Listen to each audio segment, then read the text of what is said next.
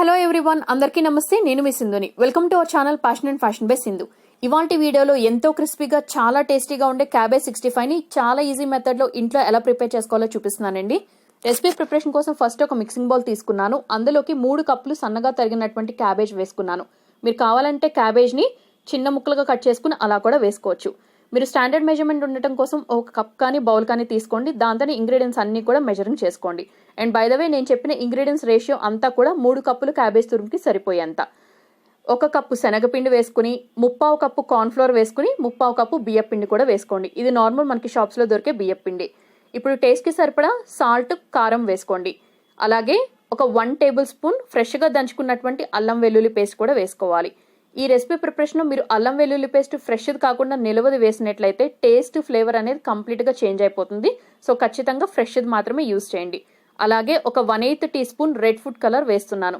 ఇది completely optional. మీకు బయట కర్రీ పాయింట్స్లోనూ క్యాటరింగ్ వాళ్ళ స్టైల్లో వచ్చే కలర్ కావాలి అంటే ఖచ్చితంగా ఫుడ్ కలర్ యూజ్ చేయాలి.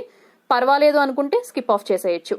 అలాగే 3 టేబుల్ స్పూన్ల బాగా వేడిగా ఉన్నటువంటి ఆయిల్ వేయాలి. ఇలా వేయటం వల్ల మనకి క్యాబేజ్ 65 అనేది చాలా క్రిస్పీగా టర్న్ అవుతుంది. రెసిపీని స్కిప్ చేయకుండా చివరి వరకు చూడండి. అప్పుడే పర్ఫెక్ట్ క్యాబేజ్ 65ని మీరే ప్రిపేర్ చేయొచ్చు. అలాగే వీడియో చివరి వరకు చూసి రెసిపీ నచ్చితే ఫ్రెండ్స్ అండ్ రిలేటివ్స్కి వీడియో లింక్ షేర్ చేయండి.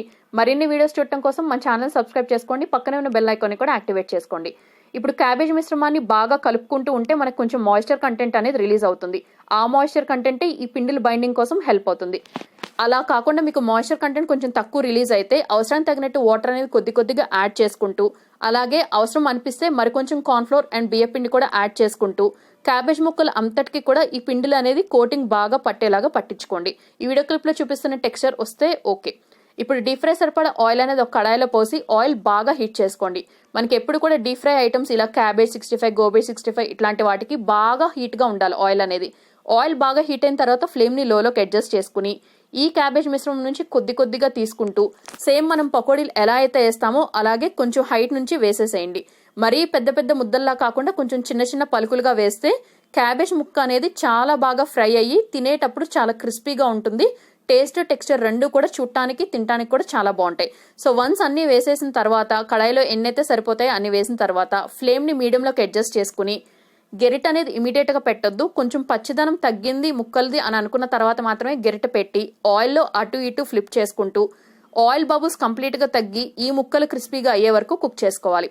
సో లో ఫ్లేమ్లో పెడితే ఆయిల్ బాగా పీల్చేస్తే, హై ఫ్లేమ్లో పెడితే ముక్కలు ఫ్రై అవుతాయి కానీ మనం పట్టించిన పిండి అంతా కూడా ముద్దలుగానే ఉంటుంది. సో మీడియం ఫ్లేమ్లో మంచి క్రిస్పీగా అయ్యి కలర్ కూడా లైట్ గోల్డెన్ బ్రౌన్ కలర్ వచ్చే వరకు మనం కుక్ చేసుకోవాలి. సో ఇలా కుక్ అయిపోయిన వీటిని ఒక జాలీ గరిటె హెల్ప్ పెట్టి ఎక్సెస్ ఆయిల్ మొత్తం కూడా డ్రైన్ ఆఫ్ చేసి ఒక సర్వింగ్ ప్లేట్లోకి డిష్ అవుట్ చేసుకోండి. ఇవి ఈవినింగ్ స్నాక్స్లో మీరు సర్వ్ చేయొచ్చు, లేదా సాంబార్, రసం ఇట్లాంటి వాటిల్లోకి సైడ్ డిష్లో సర్వ్ చేసుకున్న చాలా బాగుంటుంది. సో తప్పకుండా ట్రై చేయండి. ట్రై చేసి మీకు ఎలా కుదిరిందో మీ ఫీడ్బ్యాక్ని నా కమెంట్ సెక్షన్లో షేర్ చేసుకోండి. మరొక ఇంట్రెస్టింగ్ రెసిపీతో రేపు మళ్ళీ కలుసుకుందాం. Thank you all very much for watching my video.